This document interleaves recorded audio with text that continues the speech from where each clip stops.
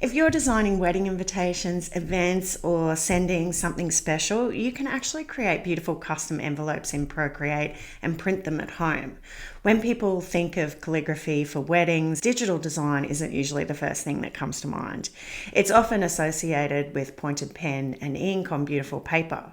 But digital can look just as elegant and handmade, and in many cases, it's a lot more practical. With the right setup, you can create envelopes that feel just as bespoke as traditional calligraphy. In this tutorial, I'll show you how to address envelopes in Procreate the easy way. You'll learn how to lay out your design and how to keep everything centered, legible, and ready for print. I'll also share my own envelope template for Procreate to make the process even easier. So this is the final result we're working towards. For this example, we're keeping things simple and using calligraphy for the name and block lettering for the address. This is the safest way to make sure your envelope is clearly legible and actually reaches its destination. So this is an A7 envelope, which is 5.25 by 7.25 inches. And we'll be using a template that shows you exactly how to align everything so your layout feels balanced and centered. The template also includes both options. So if you want to go for full calligraphy for both the name and the address, you absolutely can. You'll also notice we've left a clear space at the top for your stamp so it doesn't interfere with your lettering. We'll keep things fairly minimal in this tutorial and focus on getting those foundations right, but you can always build on this and go more decorative later. And make sure you stay tuned because in part 2 of this series, I'm going to show you how to print these out at home and setting up your printer so everything lines up perfectly. So go ahead, grab the free Procreate template link below and let's get started. So when you open the envelope template in Procreate, you'll see a group of guide layers inside called guidelines. As mentioned, this template is set for A7 envelopes, which are 5.25 by 7.25 inches. Inside the guidelines group, we've got a center line to make it really easy to line everything up. And then we have 2 sets of guidelines.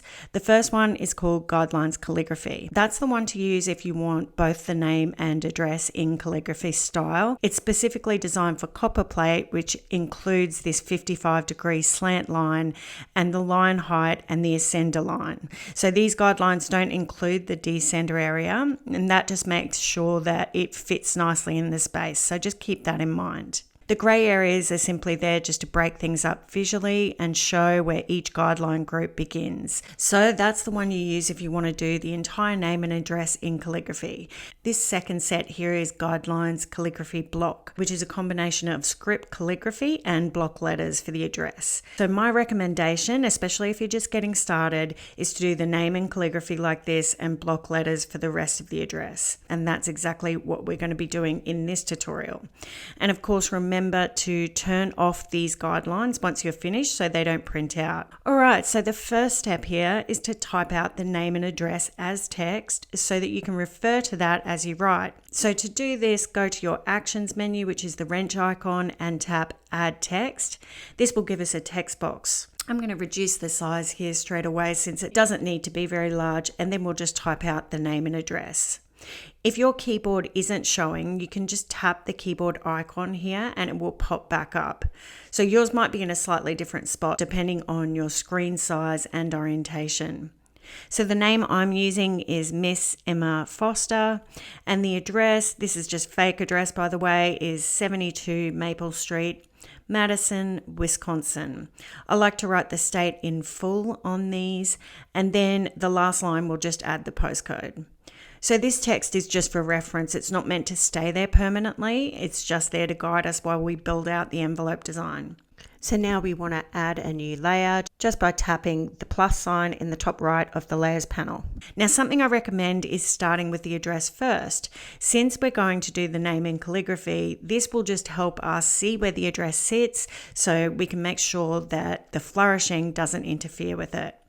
And we're going to use 1 layer per line here, and I'll show you why that's going to help in just a minute. So I'll use my monoline brush. This is just a custom brush of mine, but you can use any brush in Procreate. You just probably don't want anything textured. Just something nice and clean without pressure sensitivity will work really well for block lettering. Now, if you're doing this by hand, you'd have to measure everything out and work it out properly to find that center point. Some envelope designers even start from the middle letter and work outward, writing backwards, all sorts of tricks to get this centered. But one of the biggest advantages of digital is that we don't have to worry about any of that. We can just write this out and center it later. So just follow along the block letter guidelines for the height. Keep an eye on your spacing between the words so it all looks nice and consistent. You could use a font here, but I'm choosing not to because I really want to keep that handmade feel throughout. So once that line is done, I can tap on the arrow tool, and because it's on its own layer, I can move it independently. So I'll use that center guideline and just easily line it up in the middle by making sure those blue center points sit on that guideline. So now we'll move on to the next line, Madison, Wisconsin.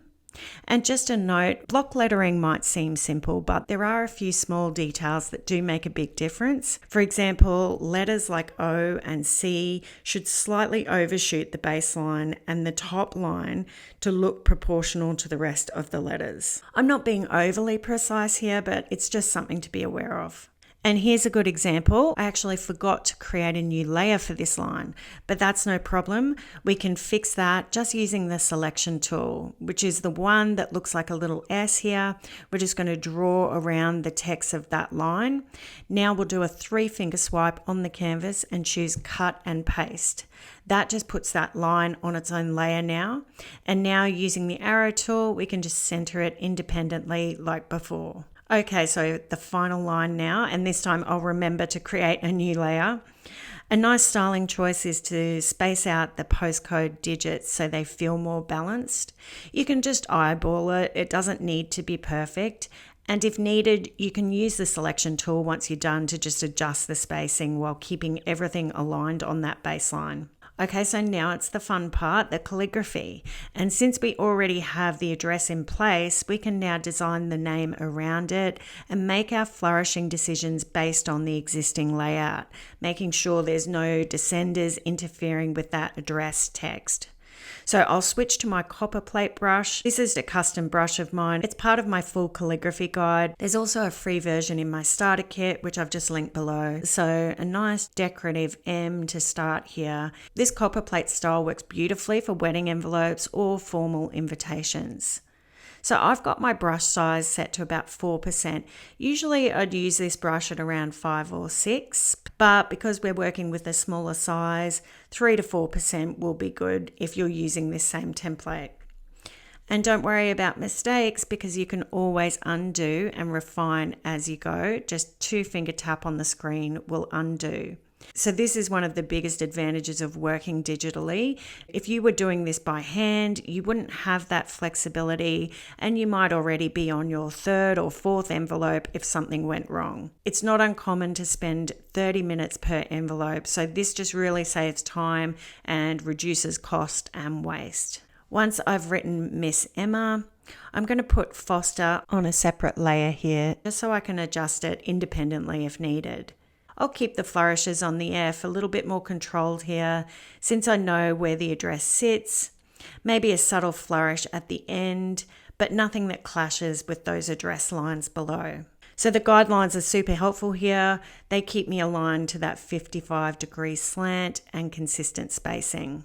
Once everything is written out, I'll just tweak the spacing slightly so it feels balanced.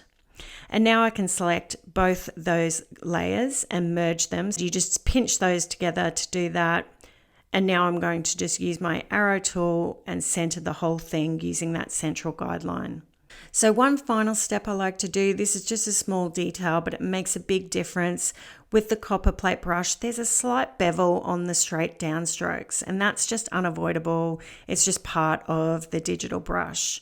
So what I like to do is just switch to the eraser and use the same brush, and I just tidy those stems, just straighten that off to make it closer to the traditional copper plate style. So don't forget to turn off those guidelines and the text address that we were referring to once you're done. Okay, so that's it. Our envelope is complete and we're ready to export the finished design. So to export, we want to go into the share menu here, and I recommend choosing either TIFF or JPEG, Both are perfectly fine for printing. Then save it to files. I usually use Dropbox, and you can even make a new project folder. I'll just call this envelope. So in part 2 of this series, we're going to take this a step further. We're going to create a batch document so you can generate multiple envelopes in the same file. That'll mean you can print everything from one single file rather than doing one at a time. And that's perfect if you were preparing for an event. I'll also show you how to set up your printer for envelopes so you don't run into issues like misalignment like I did and end up wasting lots of your precious envelopes. So don't forget to grab the Procreate template for this. It's just linked down below, and it includes all those guidelines to help you with your layout. So I hope you enjoyed this video today. Thanks for joining me, and I'll see you in the next one.